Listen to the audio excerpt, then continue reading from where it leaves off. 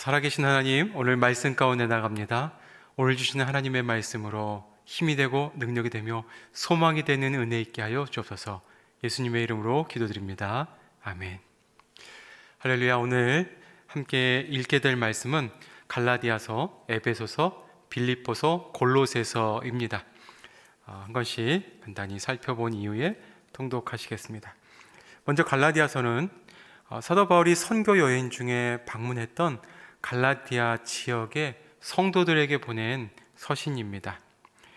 유대인 회심자들 가운데 이방인 회심자들에게 할례, 안식일 또는 음식에 대한 규례 등을 지킬 것을 강조했습니다. 유대인 회심자들이 이방인 회심자들과의 갈등이 생긴 거죠. 이것을 갈라디아 지방의 성도들에게 전해줘서 성도들에게 불편한 상황이 발생하게 됩니다. 자, 이 서로에 대한 생각의 차이, 믿음의 차이, 또 수준과 기준의 차이가 있는 거죠. 나 이 복음 안에서 그것이 하나 되고 잘 풀어지는 역사가 있어야 되는데 계속해서 문제가 발생하게 된 것을 듣게 된 바울이 이 갈라디아서 말씀을 통해 명확하게 복음은 무엇인가를 전해주는 서신입니다. 그래서 우리가 갈라디아서 2장 20절 먼저 한번 읽겠습니다. 나는 그리스도와 함께 십자가에 못 박혔습니다. 그러므로 이제 더 이상 내가 사는 것이 아니라 내 안에 그리스도께서 사시는 것입니다. 지금 내가 육체 안에 사는 것은 나를 사랑하셔서 나를 위해 자신의 몸을 내주신 하나님의 아들을 믿는 믿음으로 사는 것입니다. 아멘. 이방인 회심자이건 유대인 믿음을 가진 자들이건 그들이 살아가는 이유와 그들이 살아가는 원인은 오직 예수 그리스도의 십자가인 것이죠. 예수 그리스도의 십자가 외에 다른 어떤 것들도 그들을 갈라놓거나 흔들 수 없는 겁니다. 그래서 갈라디아서 6장 16절 17절에는 이렇게 말합니다. 이 원리를 따라 사는 사람들에게 그리고 하나님의 이스라엘에게 평강과 긍휼이 있기를 빕니다. 17절 이제부터는 누구든지 나를 괴롭게 하지 마십시오. 나는 내 몸에 예수의 흔적을 가졌습니다. 아멘. 이것이 갈라디아서를 보는 핵심입니다. 자, 그렇다면 에베소서로 가보면요, 에베소서 말씀은 바울이 에베소를 방문하고 쓴 서신인데 이 서신은 사도행전 19장과 병행해서 읽으면 이해가 좋겠습니다. 에베소는 종교의 중심지였습니다. 2년 넘게 이곳에서 살며 선교 활동을 하며 복음을 전했죠. 몇 년 후에 이 서신은 로마 감옥에 갇혔을 때 썼던 서신입니다. 자, 에베소서 전반부 1장 5절에서 7절. 하나님은 그분의 기뻐하시는 뜻을 따라 우리를 예정하셔서 예수 그리스도로 말미암아 하나님의 양자가 되게 하셨습니다. 이는 하나님이 그분의 사랑하시는 아들 안에서 우리에게 거저 주시는 하나님의 은혜의 영광을 찬미하게 하기 위한 것입니다. 그리스도 안에서 우리는 하나님의 은혜의 풍성함을 따라 그분의 피로 구속 곧 죄 사함을 받았습니다.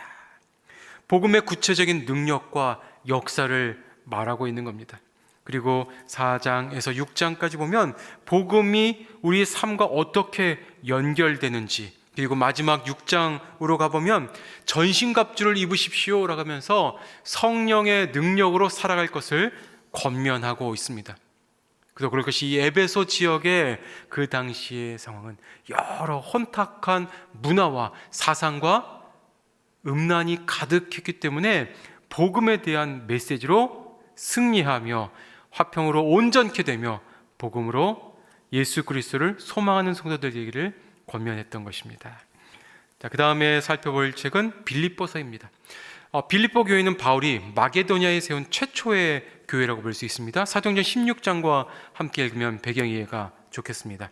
로마의 퇴역한 군인들이 많이 빌립보 지역에 거주하며 살도록 했습니다. 바울이 복음을 전하다가 감옥에 갇히기도 했던 곳이라고 합니다. 그래서 빌립보선 또한 바울이 감옥에서 쓴 옥중서신이라고 할 수 있습니다. 빌립보 교회는 성도 중에 에바브로디도를 뽑아서 바울에 있는 바울을 격려하기도 했던 아주 귀한 교회입니다. 바울도 그를 통해 서신을 전해줍니다. 빌립보서 1장 3절 또 6절 읽어드릴게요. 나는 여러분을 생각할 때마다 하나님께 감사드립니다. 6절 여러분 안에서 선한 일을 시작하신 분이 그리스도 예수의 날까지 이 일을 성취하실 것을 나는 확신합니다. 어찌 보면 바울과 사랑의 친밀한 관계가 깊이 보여지는 서신이 빌립보서라고 해도 과언이 아닐 것입니다. 서로 응원하고 격려하고 중보하고 필요를 따라 돕는 배필이 되는 것 같은 모습을 보고 있죠. 빌립보서 4장 마지막 절 6절 7절에 보면 이렇게 나옵니다. 여러분 아무것도 염려하지 마십시오. 오직 모든 일에 기도와 간구로 여러분 구할 것을 하나님께 아뢰십시오. 그리하면 모든 생각을 뛰어넘는 하나님의 평강이 그리스도 예수 안에서 여러분의 마음과 생각을 지켜주실 것입니다. 자, 이렇게 해서 골로새서로 넘어가겠습니다. 자, 마찬가지로 옥중서신인데요. 사도 바울이 복음을 전하다가 감옥에 갇혔을 때 썼던 서신입니다. 이 서신은 에바브라라는 성도가 개척한 교회라고 볼 수 있고요. 에바브라는 바울에게 골로새 성도들이 잘 지내고 있지만 여러 시험이 있음을 알려주었습니다. 그래서 바울은 골로새 교인을 권면하고 선한 메시지를 주므로 승리할 것을 권면합니다. 골로새서 1장 3절 4절 우리가 여러분을 위해 기도할 때마다 우리 주 예수 그리스도 하나님 아버지께 감사드립니다. 이는 그리스도 예수 안에 있는 여러분의 마음과 모든 성도를 향한 여러분의 사랑을 우리가 들었기 때문입니다. 고난당하는 성도들에게 바울이 주는 격려와 응원의 메시지 있죠.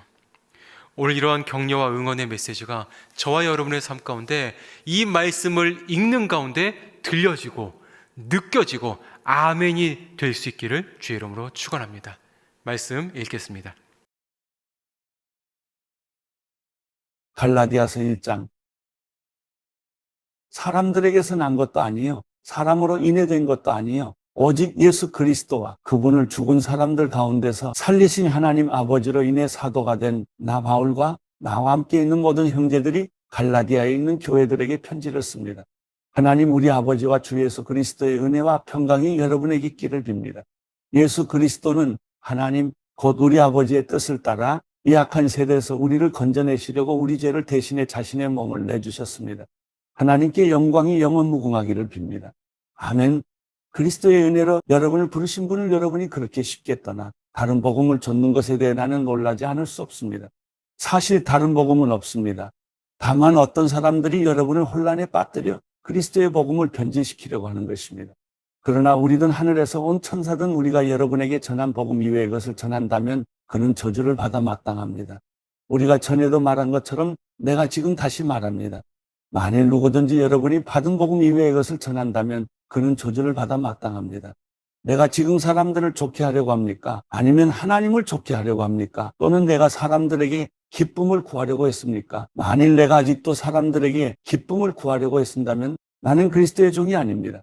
형제들이요, 내가 전한 복음은 사람을 따라된 것이 아니라는 것을 여러분에게 알려드리겠습니다. 그 복음은 내가 사람에게 받은 것도 배운 것도 아닙니다. 그것은 오직 예수 그리스도의 계시를 통해 받은 것입니다. 내가 전에 유대교회에 있을 때 한 행위에 관해 여러분이 이미 들었을 것입니다. 나는 하나님의 교회를 몹시 핍박했고 파괴하려고 했습니다. 나는 내 동족 가운데 나와 나이가 같은 또래의 많은 사람들보다 유대교를 믿는 데 앞장섰으며 내 조상들의 전통에 대해서도 매우 열성적이었습니다. 그러나 어머니의 태에서부터 나를 따로 세우시고 은혜로 나를 부르신 하나님께서 하나님의 아들을 이방 사람들에게 전하게 하시려고 하나님의 아들을 내 안에 나타내 보이셨습니다. 그때 나는 사람들과 의논하지도 않았고 나보다 먼저 사도가 된 사람들을 만나려고 예루살렘으로 올라가지도 않았습니다. 나는 곧장 아라비아로 갔다가 다시 다메섹으로 되돌아갔습니다. 3년 뒤 나는 게바를 만나려고 예루살렘으로 올라가서 그와 함께 15일을 지냈습니다. 그리고 사도들 가운데 주의 형제 야고보 외에는 어느 누구도 만나지 않았습니다. 내가 하나님 앞에서 장담하건대 내가 여러분에게 쓰는 이것은 결코 거짓말이 아닙니다.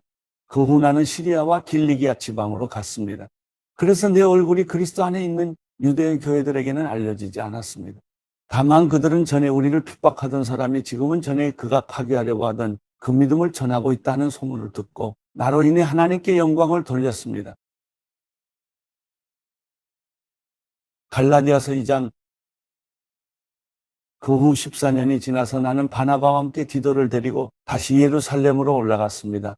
내가 예루살렘으로 올라간 것은 하나님의 계시를 따른 것으로 나는 이방 사람들에게 전파하는 복음을 그들에게도 제시했습니다. 다만 유명하다는 사람들에게는 개별적으로 복음을 제시했는데 이는 내가 다름질하고 있는 것이나 다름질한 것이 헛되지 않게 하기 위함이었습니다. 나와 함께 있는 디도는 그리스 사람이었지만 억지로 할례를 받도록 강요하지 않았습니다. 그 이유는 몰래 들어온 거짓 형제들 때문입니다. 그들은 우리를 종으로 삼고자 그리스도 예수 안에서 우리가 가지고 있는 자유를 엿보려고 몰래 들어온 사람들입니다. 그러나 우리는 그들에게 잠시도 굴복하지 않았습니다. 이는 복음의 진리가 여러분에게 머물러 있도록 하기 위함입니다. 그 유명하다는 사람들 가운데 어느 누구도 그러한 사람들이 누구든 간에 내게는 상관이 없습니다. 하나님은 사람을 외모로 취하지 않으십니다. 그 유명하다는 사람들은 내게 아무것도 보태준 것이 없습니다. 오히려 그들은 베드로가 할례받은 사람에게 복음 전하는 일을 맡은 것처럼 내가 할례받지 않은 사람에게 복음 전하는 일을 맡은 것을 알았습니다. 베드로가 할례받은 사람의 사도가 되도록 역사하신 분이 내게도 역사하셔서 이방 사람의 사도가 되게 하셨기 때문입니다. 기둥같이 여김받는 야고보와 게바와 요한은 하나님께서 내게 주신 은혜를 인정하고 나와 바나바에게 교제의 악수를 청했습니다. 우리는 이방 사람에게로, 그들은 할례받은 사람에게로 가도록 하기 위함입니다. 다만 그들은 우리에게 가난한 사람을 생각해달라고 당부했는데 이것은 나 또한 힘써 행해 오던 일입니다. 그러나 게바가 안디옥에 왔을 때 그에게 책망할 일이 있어서 얼굴을 마주 대하고 그를 책망했습니다. 게바는 야고보가 보낸 몇몇 사람들이 오기 전에 이방 사람들과 함께 음식을 먹고 있었습니다. 그러나 그들이 오자 그는 할례받은 사람들을 두려워해 슬그머니 그 자리를 떠났습니다. 그러자 다른 유대 사람들도 게바와 함께 위선을 행했고 바나바까지도 그들의 위선에 휩쓸렸습니다. 나는 그들이 복음의 진리대로 바르게 행하지 않는 것을 보고 모든 사람 앞에서 게바에게 이렇게 말했습니다. 당신은 유대 사람으로서 유대 사람처럼 살지 않고 이방 사람처럼 살면서 어떻게 이방 사람에게 유대 사람처럼 살라고 강요합니까? 우리는 본래 유대 사람이요 이방 죄인들이 아닙니다. 그러나 사람이 의롭다고 인정받는 것이 율법의 행위로서가 아니라 예수 그리스도를 믿음으로 되는 것을 알기에 우리도 그리스도 예수를 믿었습니다. 이는 우리가 율법의 행위로가 아니라 그리스도를 믿음으로써 의롭다고 인정받으려는 것입니다. 율법의 행위로는 어떤 육체도 의롭다고 인정받을 수 없기 때문입니다. 그러나 우리가 그리스도 안에서 의롭다고 인정받으려 하다 우리 자신이 죄인으로 드러난다면 그리스도께서 죄를 짓게 하시는 분입니까? 결코 그럴 수 없습니다. 만일 내가 허물어버린 것을 다시 세우려 한다면 나 스스로 율법을 어기는 사람임을 증명하는 것입니다. 나는 율법으로 인해 율법에 대해 죽었습니다. 이는 내가 하나님께 대해 살고자 함입니다. 나는 그리스도와 함께 십자가에 못 박혔습니다. 그러므로 이제 더 이상 내가 사는 것이 아니라 내 안에 그리스도께서 사시는 것입니다. 지금 내가 육체 안에 사는 것은 나를 사랑하셔서 나를 위해 자신의 몸을 내주신 하나님의 아들을 믿는 믿음으로 사는 것입니다.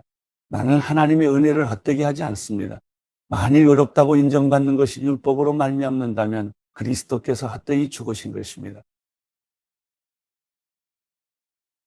갈라디아서 3장. 어리석은 갈라디아 사람들이요. 예수 그리스도께서 십자가에 못 박히신 것이 여러분의 눈앞에 분명히 드러나 있는데 누가 여러분을 미혹했습니까? 여러분에게 한 가지만 묻고 싶습니다. 여러분은 율법의 행위로 성령을 받았습니까? 아니면 복음을 듣고 믿음으로 성령을 받았습니까? 여러분은 그렇게도 어리석단 말입니까? 성령으로 시작했다가 이제 와서 육체로 마치려고 합니까? 여러분은 그렇게 많은 고난을 헛되이 경험했단 말입니까? 정말 헛된 일이었습니까? 하나님께서 여러분에게 성령을 주시고 여러분 가운데서 능력을 행하시는 것이 여러분이 율법을 행하기 때문입니까? 아니면 복음을 듣고 믿기 때문입니까? 이와 같이 아브라함도 그가 하나님을 믿었더니 이것이 하나님께 의로 여겨졌다라고 했습니다. 그러므로 여러분은 믿음에서 난 사람들이 바로 아브라함의 자손임을 아십시오. 성경은 하나님께서 믿음으로 인해 이방 사람을 의롭다고 인정하실 것을 미리 알고 먼저 아브라함에게 복음을 선포했습니다. 모든 이방 사람이 내 안에서 복을 받을 것이다. 그러므로 믿음에서 난 사람들은 믿음이 있는 아브라함과 함께 복을 받습니다. 율법의 행위에 근거해 사는 사람들은 모두 저주 아래에 있습니다. 기록되기를 율법책에 기록된 모든 것을 항상 지켜 행하지 않는 사람은 다 저주를 받는다라고 했기 때문입니다. 하나님 앞에서는 어느 누구도 율법으로 의롭다고 인정받지 못하는 것이 분명합니다. 의인은 믿음으로 살리라라고 했기 때문입니다. 율법은 믿음에서 난 것이 아닙니다. 오히려 율법을 행하는 사람은 율법 안에서 살리라라고 했습니다. 그리스도께서는 우리를 위해 저주를 받으시고 율법의 저주에서 우리를 구속해 주셨습니다. 기록되기를 나무에 달린 사람마다 저주를 받았다라고 했기 때문입니다. 이는 아브라함의 복이 그리스도 예수 안에서 이방 사람에게 미치게 하고 우리도 믿음으로 성령의 약속을 받게 하기 위함입니다. 형제들이여, 내가 사람의 예를 들어 말합니다. 사람의 언약이라도 한번 맺은 후에는 아무도 그것을 무효로 하거나 덧붙일 수 없습니다. 하나님께서 아브라함과 그의 자손에게 약속을 주실 때 여러 사람을 가리켜 자손들에게라고 하지 않으시고 오직 한 사람을 가리켜 내 자손에게라고 하셨는데 이는 곧 그리스도이십니다. 내가 말하고자 하는 것은 이것입니다. 430년 후에 생긴 율법이 하나님의 의해 미리 정해진 언약을 무효하여 그 약속을 취소할 수 없다는 것입니다. 만일 율법이 율법에서 난 것이라면 그것은 더 이상 약속에서 난 것이 아닙니다. 하나님께서는 은혜로 약속을 통해 아브라함에게 유업을 주셨습니다. 그러면 율법은 무엇입니까? 율법은 약속된 자손이 오시기까지 죄 때문에 더한 것입니다. 이 율법은 천사들을 통해 한 중보자의 손으로 주어졌습니다. 그 중보자는 한 편만을 위한 중보자가 아닙니다. 그러나 하나님은 한 분이십니다. 그러면 율법이 하나님의 약속과 상반되는 것입니까? 결코 그럴 수 없습니다. 만일 율법이 생명을 줄 수 있는 것으로 주어졌다면 분명히 이는 율법에서 났을 것입니다. 그러나 성경은 모든 것을 죄 아래 가두었습니다. 이는 믿는 사람들에게 예수 그리스도를 믿는 믿음에 근거한 약속을 주시기 위함입니다. 믿음이 오기 전에는 우리가 율법 아래 매여 장차 계시된 믿음의 때까지 갇혀 있었습니다. 그래서 율법은 그리스도의 때까지 우리를 인도하는 선생이 됐습니다. 이는 우리로 하여금 믿음으로 의롭다고 인정받게 하려는 것입니다. 그러나 이제는 믿음이 왔으므로 우리는 더 이상 율법이라는 선생 아래 있지 않습니다. 여러분은 모두 그리스도 예수 안에서 믿음으로 하나님의 아들들이 됐습니다. 그리스도와 합해 세례를 받은 사람은 모두 그리스도로 옷 입었기 때문입니다. 유대 사람도 없고 그리스 사람도 없고 종도 없고 자유인도 없고 남자도 없고 여자도 없습니다. 여러분 모두는 그리스도 예수 안에서 하나이기 때문입니다. 만일 여러분이 그리스도께 속한 사람이면 여러분은 아브라함의 자손이에요. 약속을 따른 상속자입니다. 함께 기도하겠습니다. 하나님, 말씀 앞에 나아갑니다. 하나님께서 격려하시고 위로하시는 소식을 들었습니다. 이 말씀을 통해 전해들은 한마디 한마디를 아멘으로 받아 저희들이 살아가는 삶 속에 승리하며 길을 열며 예수 그리스도의 복음으로 전심무장할 수 있는 능력의 성도님들 되게 하여 주시옵소서. 이제는 예수 그리스도의 은혜와 하나님의 사랑과 성령의 교통하심이 말씀 가운데 나가는 모든 성도들에게 영원히 함께하기를 축원하옵나이다. 아멘.